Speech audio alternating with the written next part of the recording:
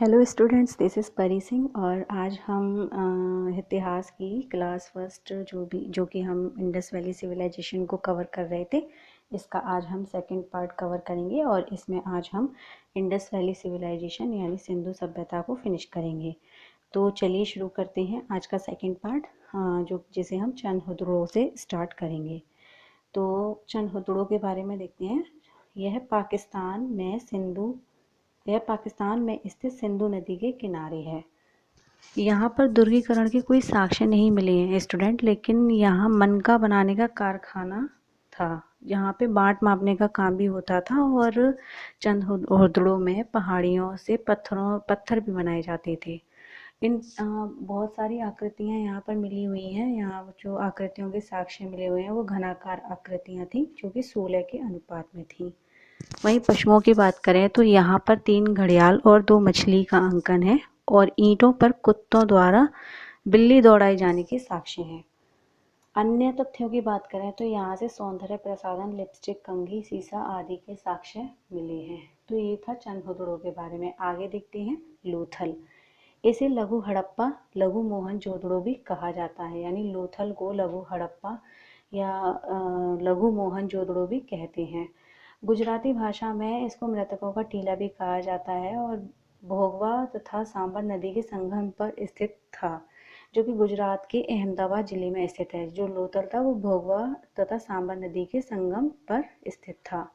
इसकी खोज S.R. राव ने की थी और इन्होंने इसे लघु हड़प्पा और मोहनजोदड़ो की संज्ञा दी। पशुओं के साक्ष्यों की बात करें तो यहाँ से चालाक लोमड़ी व प्यासे कोए का अंकन है और चोंच में मछली दबाई चिड़िया का अंकन है।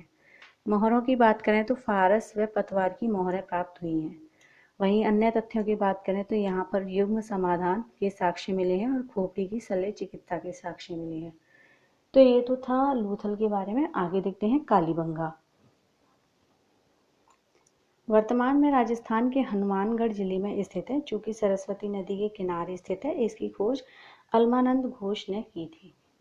कालीबंगा में जो नगर और दुर्ग थे वो टीलों में विभक्त थे।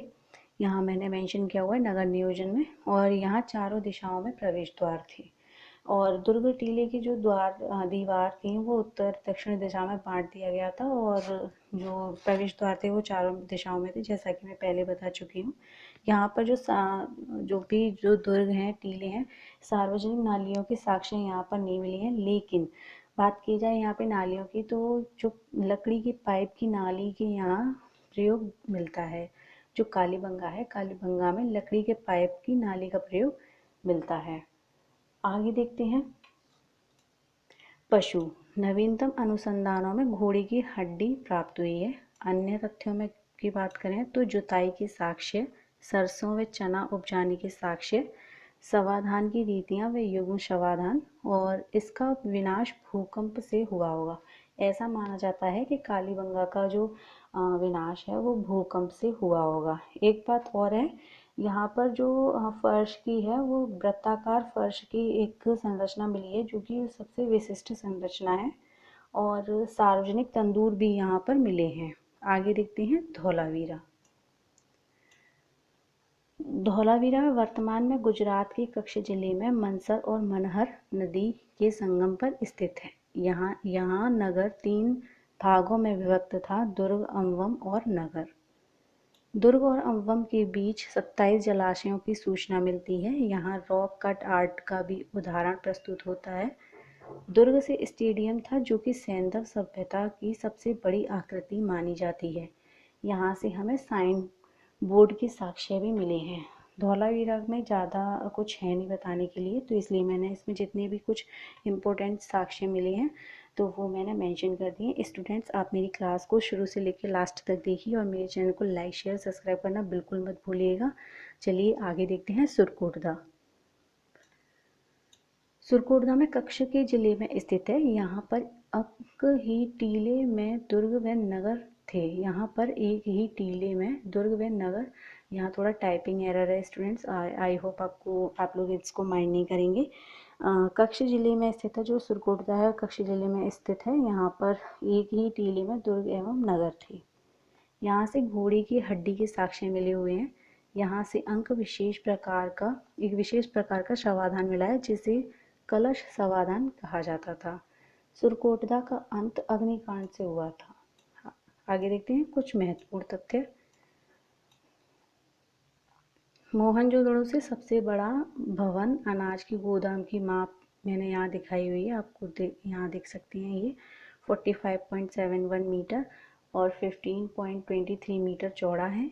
वहीं अगर ईंटों से निर्मित विशाल स्नानागार की बात की जाए तो ये 11.88 मीटर लंबा, 7.01 मीटर चौड़ा और 2.43 मीटर गहरा है। मोहनजोदड़ो में सड़कों की माप 13.5 फुट से 33 फुट तक चौड़ी थी। कालीबंगा में प्रत्येक घर में अपने कुएं होते थे। यहाँ पर चूड़ी का उद्योग विकसित था। मोहनजोदड़ो व लोथल से हाथी के दांत के बने तराजू के पलड़े पाए गए थे और हड़प्पा सभ्यता का शासन वणिक वर्गों के हाथों में था। सिंधु सभ्यता का सबसे पवित्र पंछी फक्ता माना जाता है। वहीं सिंधु सभ्यता के पतन का कारण नदी की शुष्कता का मकसूद और अग्रवाल ने बताया था। प्राकृतिक आपदा के कारण पतन के U.R. केनेडी ने बताया व भूकंप से राइक्स ने बताया था। प्राकृतिक आपदा के कारण जो पतन हुआ था वो K.R. केनेडी ने बताया था और जो भूकंप से जो इसका पतन हुआ वो राइक्स ने बताया था। आगे देखते हैं। पत्थर पर बने लिंग और योनि के प्रतीक हड़प्पा से मिले हैं। वहीं हड़प्पा के लोग भूत प्रेत, अंधविश्वास, जादू टोना में विश्वास करते थे और इसका प्रतीक ताबीज के चिन्ह से मिलता है। सिंधु लिपि का सबसे पुराना नमूना हमें 1853 में प्राप्त हुआ था। सबसे पहले ज्ञात भूकंप के साक्ष्य चित्रित ईंट कालीबंगा की विशेषताएं हैं। वहीं कच्चे ईंटों के दुर्ग, बांट, चावल के साक्ष्य रंगपुर से प्राप्त हुए हैं और मोर और गिलहरी के साक्ष्य सभ्यता की अंतिम अवस्था आलमगीरपुर से मिली हुई है। लाल चमकीले मृदभांड की बात करें तो यह गुजरात से, पीले मृदभांड की बात करें तो पंजाब से, हरियाणा व गोरख से मृदभांड गंगा यमुना दोआब के उदाहरण हैं। सिंधु घाटी सभ्यता से फसल प्राय नवंबर में बोई जाती थी। फसल काटने का समय अप्रैल का महीना होता था। वह मेसोपोटामिया के उर नामक बंदरगाह से मेलुहा जो हड़प्पा सभ्यता में था वहां से व्यापार होता था। आगे देखते हैं। रंगपुर से भूसे के साक्ष्य मिले हुए हैं। आलमगीरपुर से आटा गूंदने वाली थाली का साक्ष्य मिला हुआ है। कोटदीजी से मकानों के पत्थर के प्रयोग के साक्ष्य मिले हुए हैं। सुतका गिंडोर से मेसोपोटामिया के साक्ष्य, व्यापार के साक्ष्य मिले हुए हैं। रोपड़ पंजाब के रूप में स्थित था, पंजाब के रूपनगर में स्थित था। यहाँ से बुर्ज होम परंपरा का एक शवाधान मिला हुआ है। ये थोड़ा टाइपिंग एरर है स्टूडेंट्स। ये शवाधान है। आगे देखते हैं। जो भी आयातित वस्तुएं होती थी, जिन वस्तुओं का आयात होता था उन वस्तुओं को देख लेते हैं। वैसे तो ये बहुत सारी वस्तुएं थी बट मैंने इनको कुछ ही मेंशन किया हुआ है। फर्स्ट देखते हैं सोना कर्नाटक, राजस्थान, फारस से होता था। चांदी अफगानिस्तान, खीतड़ी राजस्थान, बलूचिस्तान से। टिन मध्य एशिया, ईरान, अफगानिस्तान से। शीशा ईरान, अफगानिस्तान से। व स्लेट कांगड़ा से प्राप्त होती थी। इसके अलावा और भी जो वस्तुएं हैं वो आयात होती थी, जैसे कि फिरोज़ा है, गामीद है और नीला स्टफिक है, हरित मणि, नील रत्न, ये सारी चीज़ें भी आयात होती थी।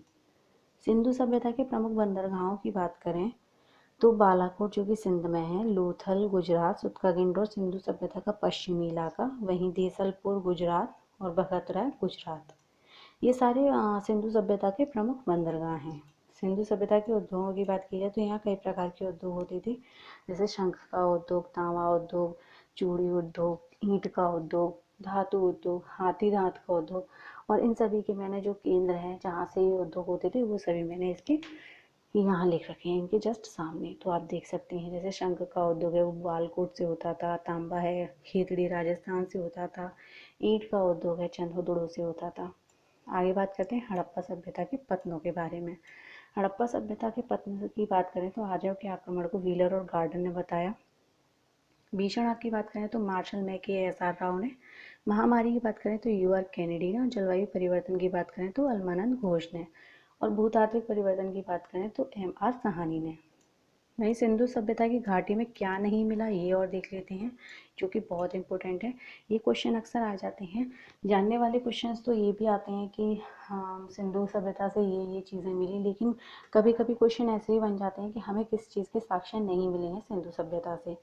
तो जैसे से हमें मंदिर का साक्ष्य नहीं मिला है, नहर के साक्ष्य नहीं मिले हैं, ईख और दाल के साक्ष्य नहीं मिले हैं, आलू का प्रमाण नहीं मिला है, गायें नहीं मिली हैं, लोहे का प्रमाण नहीं मिला है, अस्त्र शस्त्र का निर्माण नहीं मिला है। ये सारी जो चीज़ें हैं वो हमें हड़प्पा सभ्यता से प्राप्त नहीं हुई हैं स्टूडेंट। और मैं आशा करती हूँ आपको मेरी क्लास अच्छी लगी होगी। आई होप ये क्लास आपके लिए बहुत यूज़फुल होगी। और आप मेरे चैनल को लाइक कीजिए, शेयर कीजिए, सब्सक्राइब कीजिए, क्लास को शुरू से लेकर लास्ट तक देखिए और इसके फर्स्ट पार्ट को देखिए ताकि आपको पूरी क्लास अच्छे से समझ में आए, तब आप इसके सेकंड पार्ट को देखिए। तो thank you so much students, thank you so much, bye.